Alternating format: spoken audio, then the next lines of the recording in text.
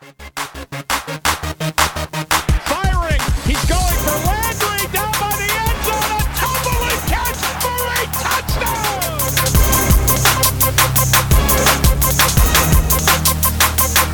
Jump. He's to the 30, 20, 10, 5. Touchdown.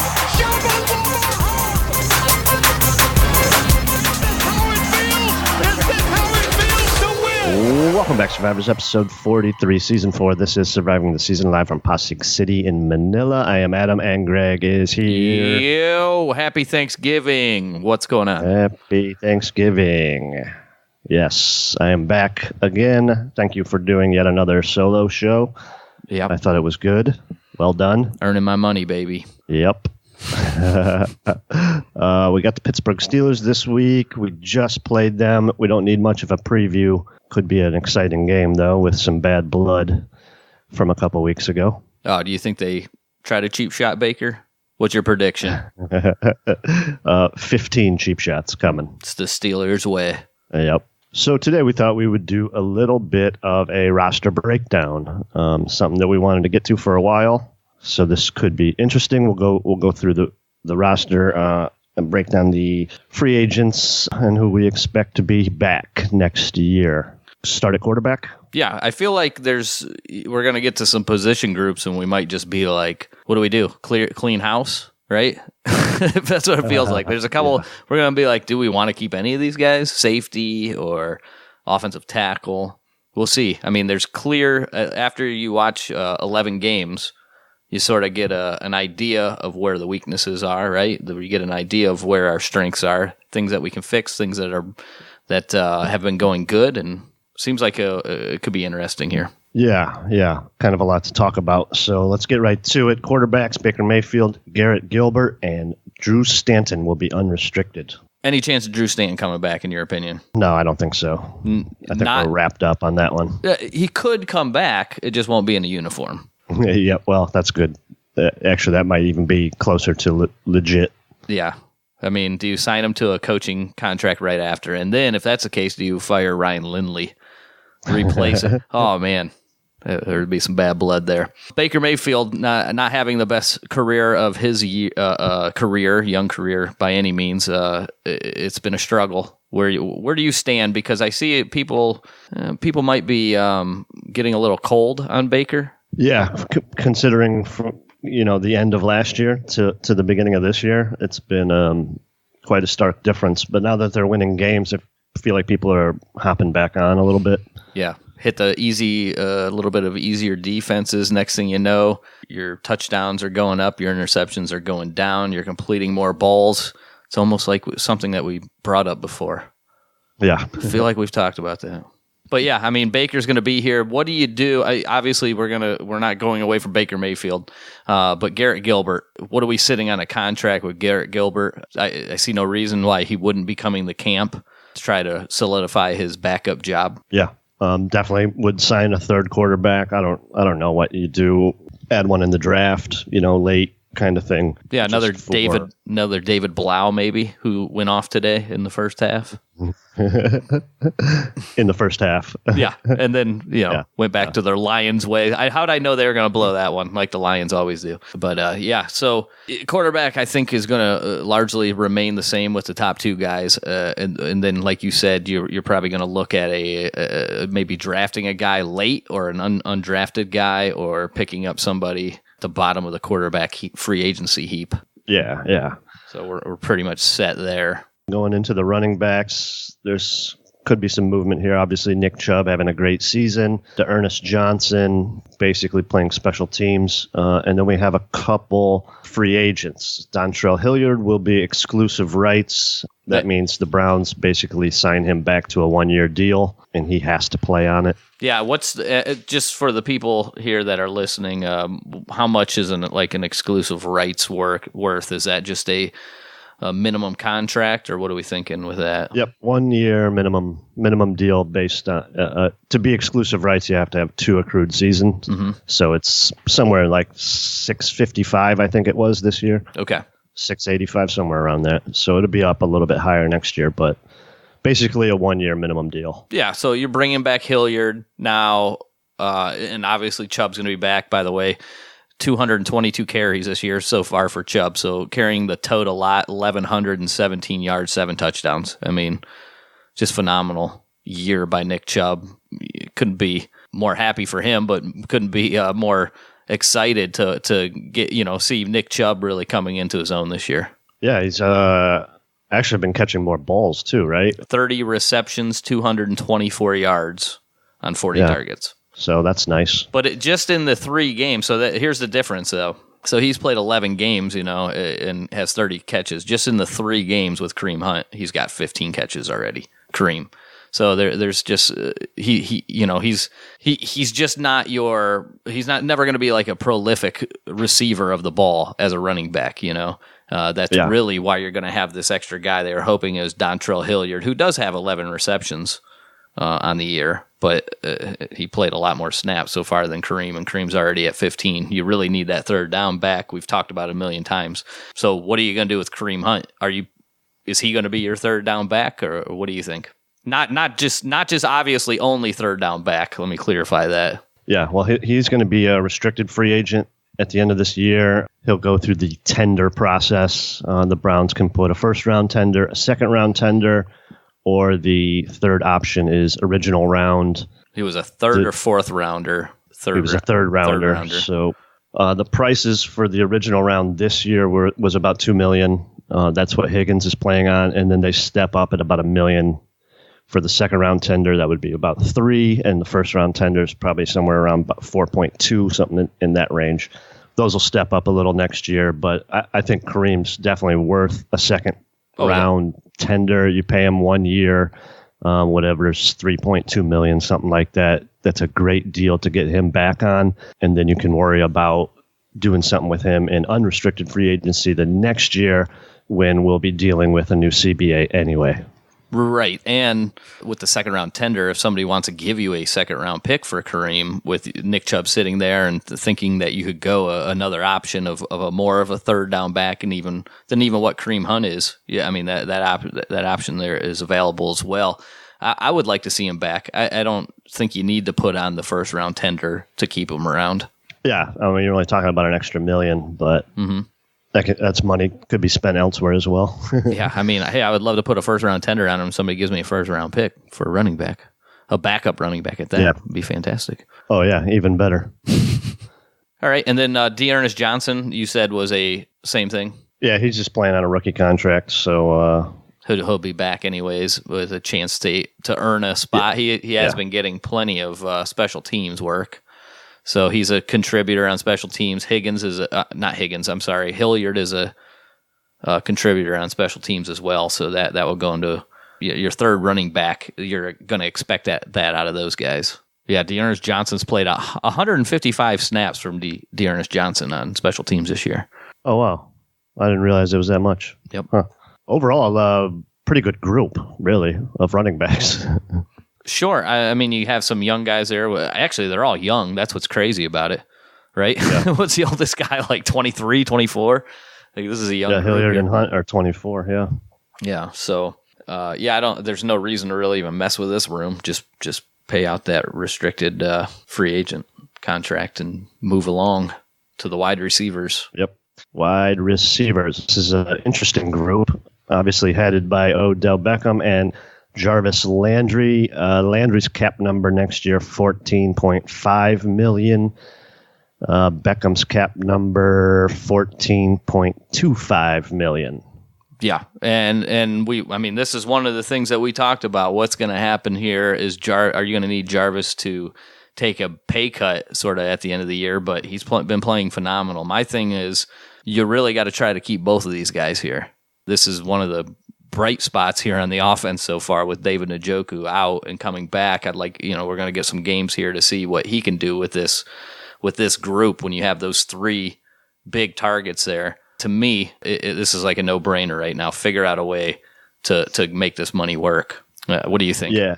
Well, we're going to find out early because Landry and Odell's 2020 salaries both guarantee on the third league day in March. So the Browns have to make a decision on those guys pretty quick. I expect them both back at this point. Yeah, why wouldn't you? And Right. so that's the thing. Right now, we're talking about having $50 million in cap, right? That's what we have. Is that what we're Yeah, that's what we're working with. Yeah, we're going to be working with, $50 million, and that's going into 2020. But that's not with re-signing Joe Schobert. So there's going to be guys that need to be re-signed, and then there's also going to be plenty of money that can be saved, and we'll be getting there in the future positions coming up. But here's where things are working. And I don't see any reason to fix what's not broken.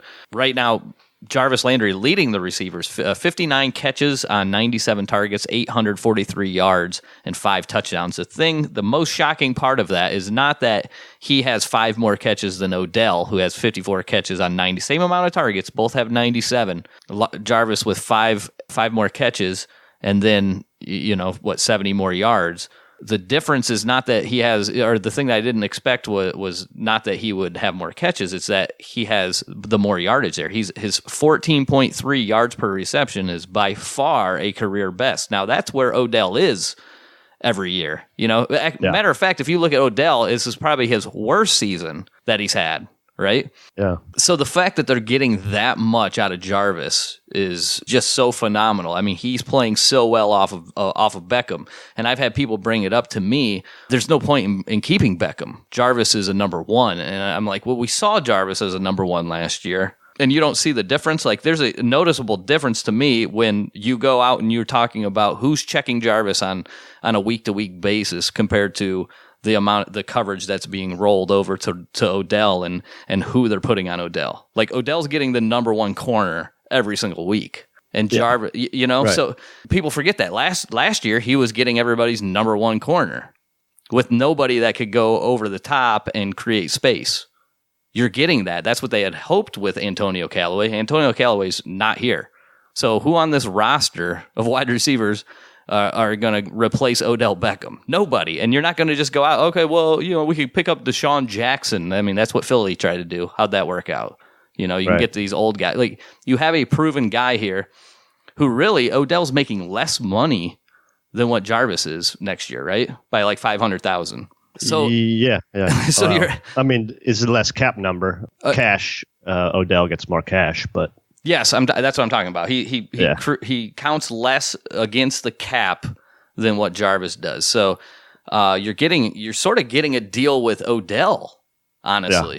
Yeah. You're getting a deal with Odell here where some of that money can go back into Jarvis, and you're okay. I just don't see any reason at this point to mess with that. Now, after that, once you get to Rashard Higgins, it's like, well, Rashard Higgins isn't going to want to come back here.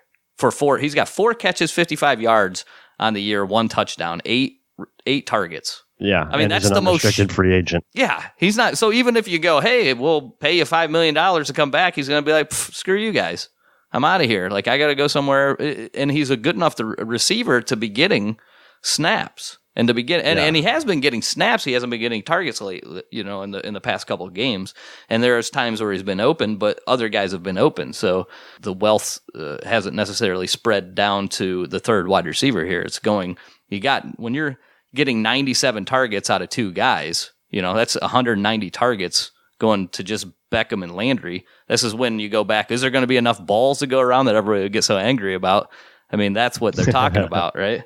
Yeah, Higgins has been sort of an anomaly for me. I don't know why. I mean, he was hurt there a little bit, but it's really been a weird the way the Browns have played this one. Mm-hmm. I thought Higgins was really in line to have a solid season as a number 2/number 3 receiver behind Landry and Beckham. So I did too. I mean, this one confounds me a lot. And I think if the offense was as efficient as we thought it was going to be, I think it's just been that inefficient, right? It's been so bad where they haven't been able to pick up first downs consistently, because when you do and you're constantly moving the chains, there's more and more. That's when there is more and more balls going around. You're running more plays. You're getting more opportunity for your third wide receiver. When David Njoku comes back, are we still going to have 190 targets up to this point for Odell? And, no doubt. Njoku is not a target like monster by any means, but he'll have 5, 6, 7 targets a game. And I don't think you're really getting that out of your tight ends now. So I don't know what it is either. Like why, how, I expected, obviously you had a little bit of injury that held him up. You had Antonio Callaway stealing snaps from him when he shouldn't have been. It should have been Higgins that entire time. They sort of blew that. If I'm the Browns, I want to bring Higgins back on a cheap contract. The problem is Higgins, in my opinion, is going to be like, no, why would I do that? It's not in my best interest. Yeah. He's going to want to. I mean, right now with this season, he really hasn't made himself any money next year. So he's probably lined himself up for a 1-year prove-it deal somewhere, and he's going to want to go out and put up some numbers so he can actually get paid. Sure. Oh, and he's not going to want to do it here. He's going to go the Terrell Pryor route, which could work out. I mean, it didn't work out for Terrell Pryor, but it could. I mean, really, he just needs to go somewhere where he's going to get targets. You have 8 targets. He has 8 targets on the year in 6 games. Right. So crazy. Yeah. And then after that, what else do we have for wide receivers now? So Kadarius Hodge, he'll be back for sure. And what's his contract looking like? He'd be exclusive. He's also a free agent at the end of the year, but exclusive rights. So the Browns can sign him back on a 1-year deal minimum. Yeah, that's a no-brainer. Yeah. I mean, he's played well on special teams too, right? Yeah, he's played a lot of special teams. And then he's really gotten way more snaps offensively than what we expected. Did you expect to see him take 1 snap on offense? Yeah, I know, right? Yeah, he's got 197 snaps on the special teams. So he's contributing in every phase of that. And he's been good at it. I mean, his PFF grade is just average, but I mean, he's been good. He's down there. He gets down the field quickly as a gunner. So he's a special teams. There's no reason why he wouldn't come back, and even if he's your 5th or 6th wide receiver. Right. He's definitely, you're definitely dragging him to camp. Yeah. All right. What else we got there in wide receivers? Damian Ratley, the 6th-round pick in 2018. Jesus, I haven't really seen much of him, right? I forgot he was even on the team. Did you seriously? What happened to him? He came and played a couple games, and then where'd he go? He has 8 games that he's played on the year. He started 2 of them. He's got 15 targets, 8 receptions, 103 yards, 12.9 average. Again, I mean, this is a guy that was he's going to be back. But how is when you think about Kadarius Hodge getting snaps not only over Higgins, but think about it, Ratley also. Man, where did Kadarius Hodge come out of in those practices to like start stealing playing time over these guys? It's odd, man. Yeah, pretty crazy. Taywan Taylor. Well, see ya. Who? Free agent signing from Tennessee. He hasn't been. I don't think he's been active except 1 game. I thought they traded for him. Was he a free agent? I felt like they gave him a 7th round pick for him or something. Yeah. Yeah, he's gone. Yeah. See ya. There's $700,000 you clear up, I guess. And then we had a couple dudes on the IR. DJ Montgomery, I believe, is still on the IR, and Derek Willis on the IR as well. Yeah, that's tough, man. Bottom of the roster guys that are injured. Good luck. I mean, that's where you don't want to be. Yeah, basically, if they're okay, maybe they drag them to camp, as part of the 90-man. But probably some work the Browns could do at the bottom of this list. Obviously Landry and Beckham are stars, but and then with even losing Callaway, who we didn't really mention that much, he was let go. Yeah, I think I don't know what you do here for a 3rd receiver. I think we just named 4 that we would keep. I mean, you're going to have Beckham, you're going to have Landry, you're going to have Kadarius Hodge and Ratley. But yeah, you don't really have a 3rd. You don't have a 3rd guy that you're going to rely on there. I think everybody else might not even be back. So there's going to be room to either in the draft. But to me, like if there's one position that I would like to probably draft every year is just take a wide receiver. Because I feel like there's guys you can really develop into really good wide receivers. You don't have to get them in the 1st or 2nd round. I just think there's a wealth of talent right now in college and just lower guys on rosters that can play and make some plays in a pinch. So I think there's worth developing a couple of these guys to take a shot at them and bring them in. Yeah, I agree with you there. Let's move on to tight end. Right now, I think we have 5 guys. Njoku is officially back from the IR now. He could have played last week. Yeah. Okay. But they held him out. Okay, well, we'll start with him. Obviously, he's your number one guy. He's signed. He's good to go. Demetrius Harris. Here's one that's here's one. interesting. Nothing guaranteed next year. His base salary is $2.25 million. You basically have $1 million in dead cap if you walk away from him. What's the savings on him? What, $1.5 million? Yeah, you would save 2.5, and you would 2.5. Yeah, okay. his contract is for 3.5 next year. Now this is tough because like if he's not your backup tight end, or is he your third tight end? They got work to do here. Like, are you gonna pay your third tight end $3.5 million? I don't know. That's rough, man. That I don't know. I mean, he's another guy that's gotten plenty of snaps on special teams and has been decent there. But I mean, if you're talking about a guy that gives you anything offensively, he doesn't. Do you have his stats? Yeah, I'm actually looking at it so far down the bottom. I can't find it anywhere here. He's 17 targets, 12 catches, 112 yards, 9.3 average, and 2 touchdowns. So, and really, the funny thing about it is his hands are terrible typically. And I think he only has 1 drop on the year. Like he's like a 20% drop rate. And this has been brought up to me like, hey, his hands have been pretty good so far. Yes, but the law of averages will work itself out eventually. So it always does. Right? So one drop and 17 targets, like he's due for a couple. Yeah, even though he only has 1 drop, he has no ball skills at all. So yes, good point. Because you know what I mean? Yeah, and I think that's where like good scouting comes in. That's like where a real scout makes his money, because you can just look at like drop rates and go, oh, this guy drops the ball a lot. Yeah, but that doesn't mean he doesn't have like great hands or he can't make big time catches. He might just drop the easy one every once in a while, like concentration type thing. He could still be the guy that goes up and makes spectacular catches that nobody else is making. And then how do you grade that over somebody that just has a high, you know what I'm saying? I don't think that's the case for exactly. Demetrius Harris, on the other hand, has terrible, like you go up and he's making no play. He's when they talk about like replacement level players, like that's him. He's the lowest common denominator of replacement level style players when it comes to catching the ball. Now he can block, but how much are you paying a blocker? I guess $3 million, a guy that plays special teams, it's probably worth it then. But I don't know. I really, that's one we're going to have to look at. I don't know what the going rate for that is, but he doesn't give you much as in moving the sticks by himself, but he's going to help you get like a push in the run game as a tight end. But do you really want him on? Like, I don't know. I don't want to run that offense, really. I want to run the offense where everybody's a threat. Exactly. Yeah, you got a game plan for everybody. You got to panic every time somebody's on the field. Right. Yeah. Rounding out this group, Ricky Seals-Jones will be a restricted free agent at the end of this year. So you're bringing him back at something like $2 million if you're keeping him. That's probably going to... Okay, so this is...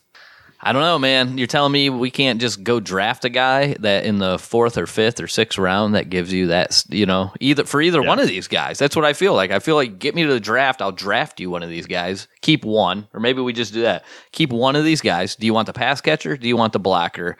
I will go draft the other one. If I'm John Dorsey. That's not a bad idea. Yeah.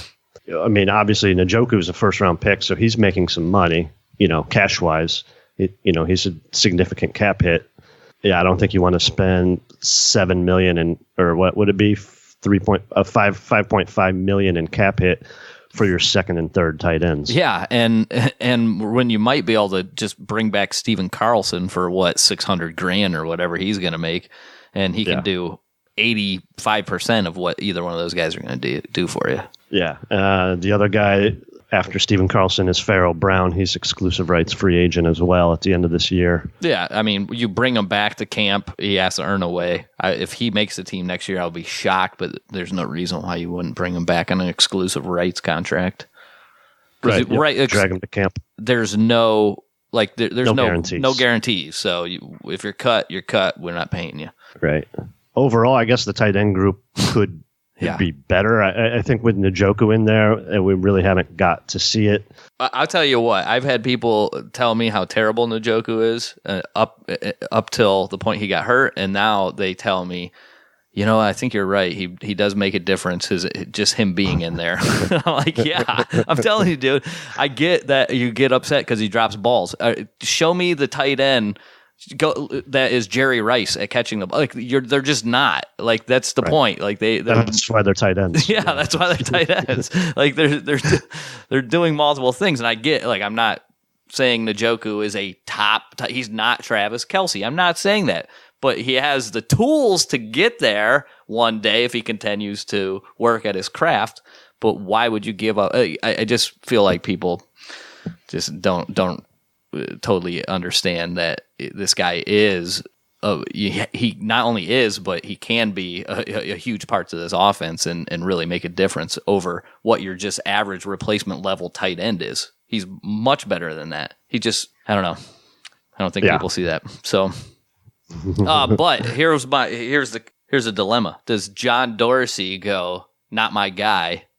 We're replacing all the tight ends. Oh, could be. I mean, it's not out of the realm of possibilities, right? Yeah. Not my guy. Little not my guyism. All right, let's go to the interior offensive line. Get ready for Pharaoh Brown to be your starting tight end next year. Oh, God. Sorry. Go ahead. On the interior, obviously, J.C. Treader just signed an extension, a pretty fair deal, I thought, too. Pretty team-friendly. Yeah, about $10 million cap hit or whatever, I think, is what we're going to be getting next year. Yeah. I'll take it. Did that contract, actually, do we have the official details of that thing now? Or Let me see what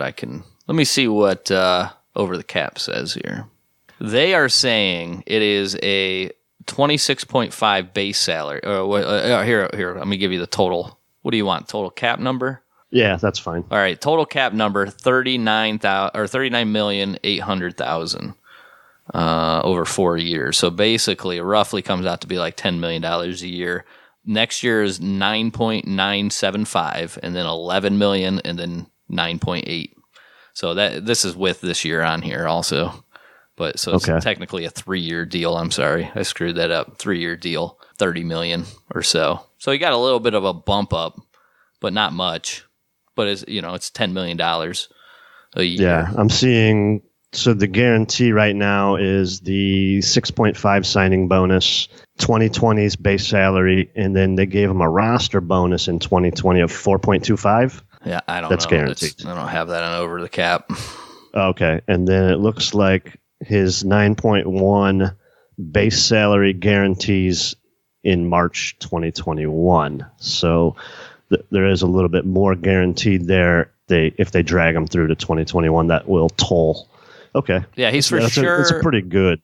Looks that's like a pretty good contract. Yeah, for sure 2 years, and then you could have a potential out in 2022 if you wanted to. Okay. Good signing, I think. And that seems like a very good contract for us. So anybody that's watched our offensive line knows that we've had 2 guys play well, and he's one of them. You can't let those guys go, whatever you do. Yeah, well, here's the other one. Joel Bitonio. He has nothing left guaranteed. He has 3 more years remaining at about $10 million a year. Another pretty much great contract here. 8.5 cash next year with a $500,000 roster bonus. Obviously, I'm bringing him back at $9 million. Yeah. Yep. No brainer. So right guard has been something. Let's start with Wyatt Teller. You have him signed on basically a rookie contract. Eric Kush, we could walk away from this one.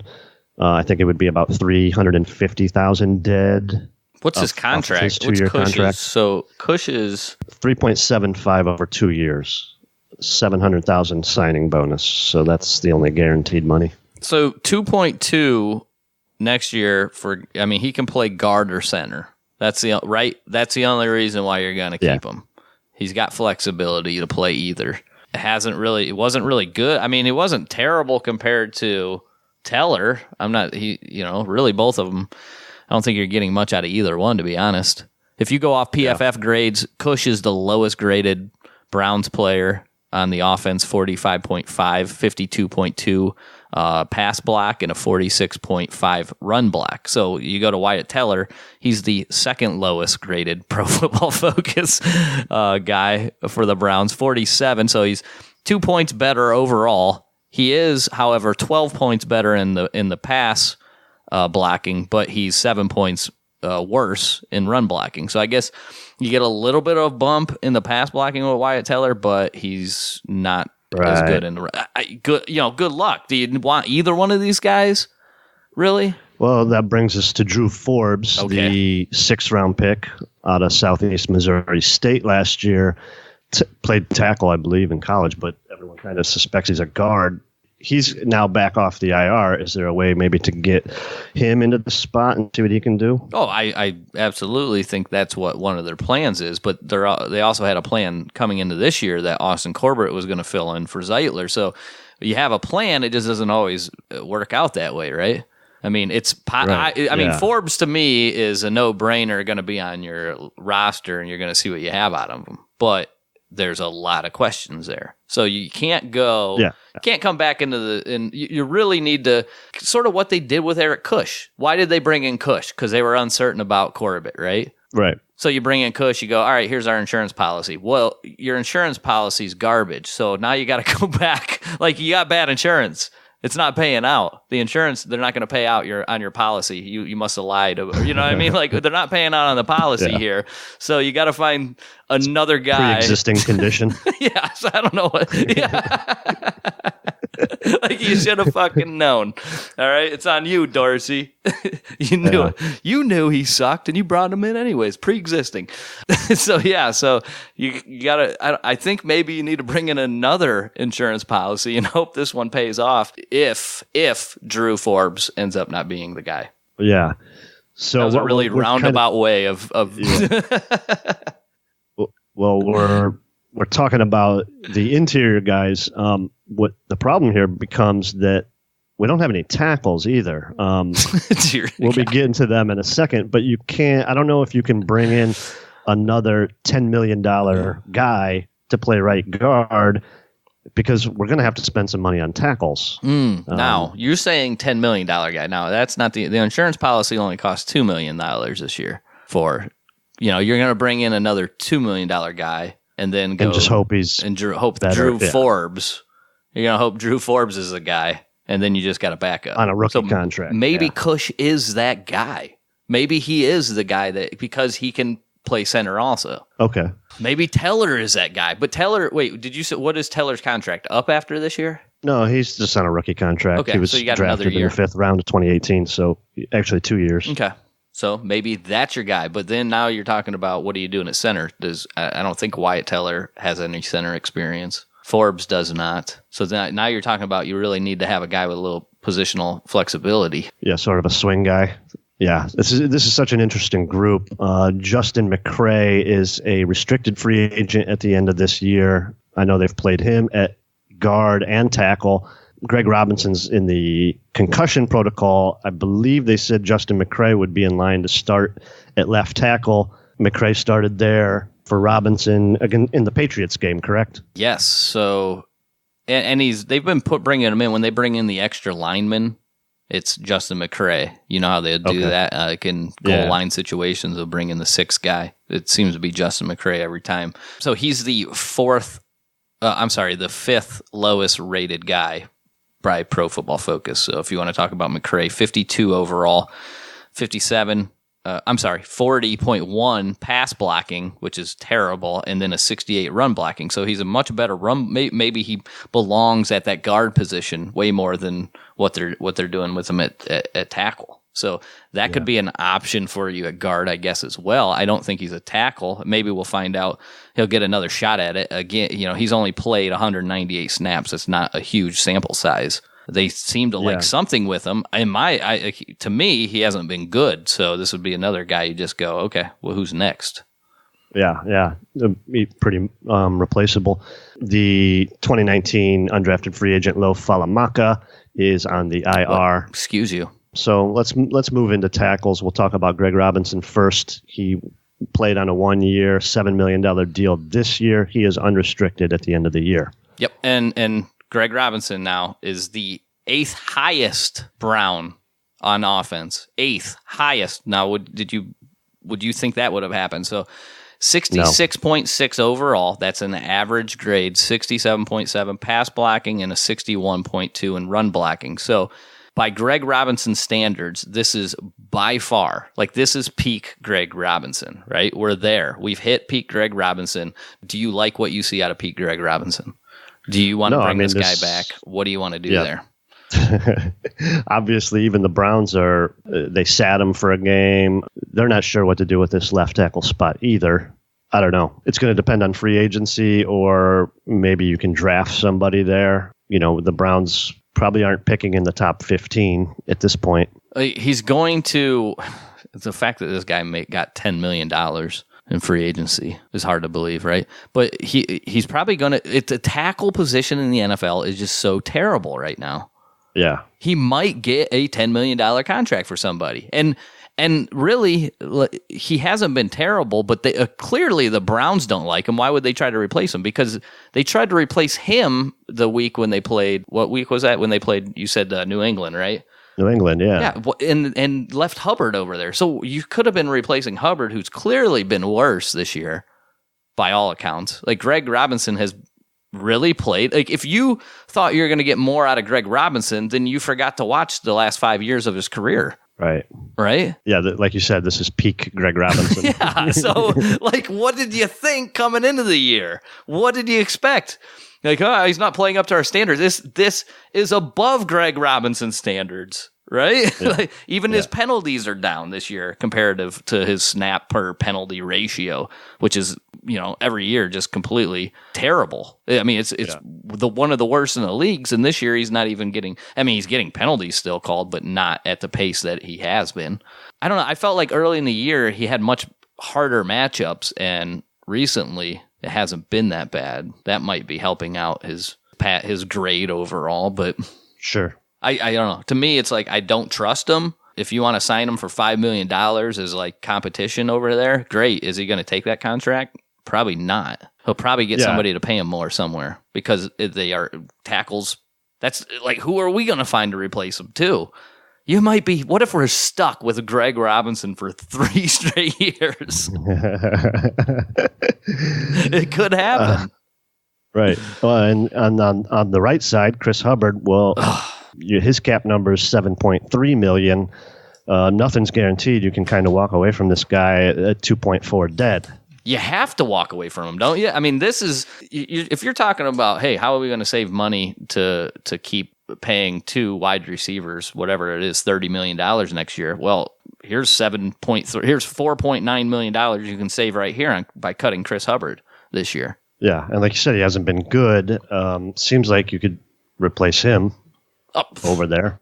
Absolutely, that's what I mean. Again, why are we trying to replace Greg Robinson over Chris Hubbard? Chris Hubbard's been the bad one. So to me, it's a no-brainer. Chris Hubbard is an absolute cut, no matter what. Yeah, I can get on board with that. Rounding out that group, Kendall Lamb looks like he signed a 2-year, $4.5 million. What's his number for next year? 2.5. I didn't even have that. Let me look real quick. He'd only be 300,000 dead. Yeah. So you could moved on from him. Yep, you could save 2.5. His problem is he got hurt. Yeah. If he doesn't get hurt, he might be the starting left tackle right now. Might be that was at week 1 when he got hurt against Tennessee. I think so. And he played like 4 snaps, so I don't know. I think it's unlikely that you're going to see him back as well. Yeah, by far our worst group to me is the tackles. Obviously, Treader and Batonia on the inside helps. You have 2 anchors there. Right guard has been obviously a shit show. But like you said, the tackles just don't come up in free agency, and if they do, you've got to pay them. How much money do the Browns want to spend at tackle, which is very important? You're going to have to draft a guy. You're going to be spending money. You have to spend money here. Just not drafting a tackle last year made no sense to me. We've had opportunity now a couple years. This is okay. So Chad Thomas played a good game against Miami for Chad Thomas, right? It's not like he was up to Myles Garrett's play, but he's been decent this year. But the fact it's like Chad Thomas is not going to be a great player most likely, right? That was our thought when we drafted him. He's going to be a rotational guy, most likely. You replaced him with what you already had. Like, you had Nassib, you had Agba. Those could have been your rotational guys if that's what you wanted so bad, and you spend that third-round draft pick on a tackle. And we really haven't taken – you know what I'm saying? When you think about that, the draft picks that we took, we had positions that were in better shape when Dorsey took over, and tackle has been an issue ever since, and we didn't address that. That's the one – I think that's the biggest faux pas that you could say by John Dorsey when it comes to just this roster build in general. Yeah, it's a weird one. Sort of a dumpster fire there on the offensive line. Yeah, and you've had opportunities that you just spent them in different places. And maybe that's, again, they were trying to do it with Austin Corbett, and they're trying to do it maybe with Forbes, and they keep the draft, like, there hasn't been a lot of great tackles coming out, a great opportunity, but still, you got to take shots at it. Yeah. All right. That's our offensive wrap up. We will do the defense next week. So we split this up a little bit. It'll be a little bit easier to digest. We do have the Steelers this week. Easy win. We're going to do I forgot that. You haven't been doing that one lately. Yeah, I know. You guys don't need much of a preview. I think I said that earlier in the pod, but yeah, what's the spread? How often in NFL history do they play the same teams play in 3 weeks, 2 times in 3 weeks? It seems ridiculous. I just hate that setup. It shouldn't happen. I don't know how they do that. That's really weird, especially, well, I mean, this is a really important game right now. I feel like they're all important. I feel like for division games, you should play one at the beginning of the year and then one at the end against, one at home against the Steelers at the beginning of the year, one at the end of the year, and they should be split up because your teams are so different. You're not the same team. But when you play 2 times in 3 weeks, your team's pretty much the same. You haven't got a chance to grow. You haven't got a chance to fix the issues that you had, and it might be better for us since we whooped on them, and we seem to have the advantage there in 2 weeks ago, but it's important to beat your division foes. So to put this in the second half of the season and 2 times in 3 weeks, it's just, to me, it's silly. We haven't even played the Bengals yet. You know what I mean? Yeah, we haven't even played the Bengals. We haven't even played the Bengals. You telling me we couldn't have switched the last game that we played with the Bengals with the first game that we play with the Steelers? And man, I'm calling up whatever his name is, that asshole, and Goodell. Goodell, yeah. Because you got the Steelers twice in 3 weeks, and we got the Bengals twice in 4 weeks. So it is kind of funny how it worked out. Unbelievable. Yeah. What's the line? What do you got? I don't have a line. I'm not looking at it. I'm sorry. Steelers are a 2-point underdog. Browns -2. This is the first time the Steelers were underdogs at home to Cleveland, week 1 of 1989. Holy cow. You just pulled that up? Damn. Yeah. Over-unders 40. The Steelers benched Mason Rudolph in the last game. Well, what are they going to... They beat Cincinnati 16-10 last week with Devlin Hodges. Duck. Let me see if I can get a Duck stats on the year. Yeah, he played it. He's a 53.7 last week. Do you have stats? Let's see here. So he is 27 of 40 on the year, 67.5 completion percentage for 318 yards. That's 8 yards per attempt, 2 touchdowns, 1 interception. I don't know, it seems better than Rudolph. I don't know. It's not great by any means. Been sacked a couple times. Completion percentage is okay. I don't know what to make out of this one. It didn't work out Rudolph really gave us that game. I don't think Pittsburgh, it's not like we crushed them and we got up early and we kind of coasted maybe a little bit too much, but they were actually in the game, if you recall, but they kept turning the ball over. I mean, they shot themselves in the foot too much, but we are getting a ton of pressure and we won't have Garrett. So I honestly, this game, I know we're going, well, it's Duck Hodges. This game really isn't the same game being replayed because of that. Because of no Garrett and switching your quarterback out. How are you going to be able to get more out of Hodges? You just really don't turn the ball over. That's what you're saying. Don't turn the ball over. Let us play solid defense. Let us try to run the ball and just make the plays that are there. And they might have a chance to compete in this game. Yeah, I mean, obviously, if they go with Rudolph, they did nothing offensively in that last game to make you worried about it. They didn't do anything offensively against the Bengals. 16 points. Yeah, and one of Rudolph's turnovers was in the red zone also. Yeah. You only Hodges threw for 118 yards, and it was an 80-yard pass to James Washington. So they had one big play. He threw for 30 yards the rest of the half. They had a couple field goals at the end. Yeah. I mean, I'm just saying, like, their defense is pretty good. So the Browns can't turn the ball. Like, you can't give the Steelers free plays. Obviously, we should win this game pretty handedly. To think that the way the Steelers are winning a lot of these games, I mean, what are they sitting at 6-5 right now, right? Yeah. So the way they are winning games is they are getting a lot of they are winning the turnover margin, and it's not like the quarterback is. I mean, Roethlisberger's been out all year. The quarterback hasn't been playing well for them, and they're still able to win games. And that's because they're forcing other teams to make mistakes, and then they take advantage of those. The Browns got to play that same game offensively, where you're not making the mistakes, and they might get out to that lead and get conservative again, but you really shouldn't have to worry about that offense. I think we win this pretty handily. I'll say 28-7. I don't know where you're at with it. Well, I'm going to pick the Steelers because it's worked for the last 3 weeks. I'm 0-3 picking against the Browns, so I'll take the Steelers by 4.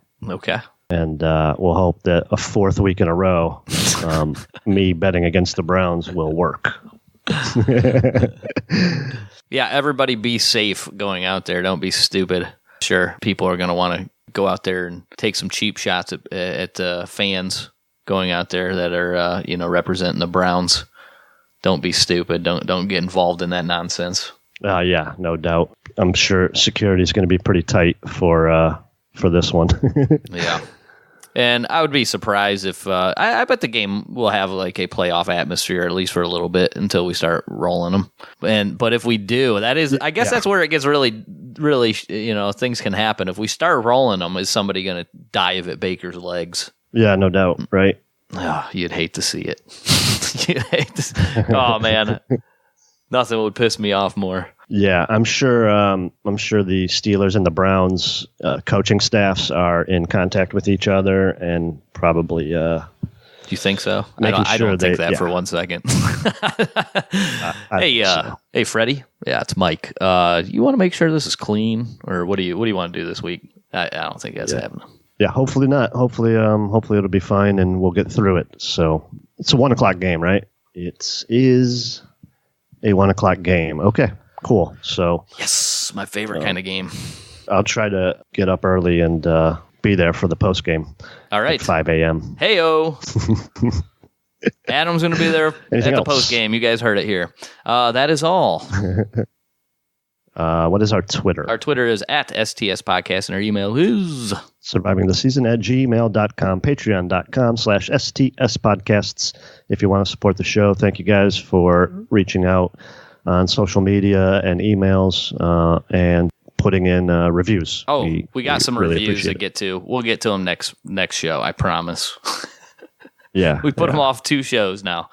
We'll get to the next one. We will. Thank you, everybody. Greg, tell them what we say. Keep on surviving.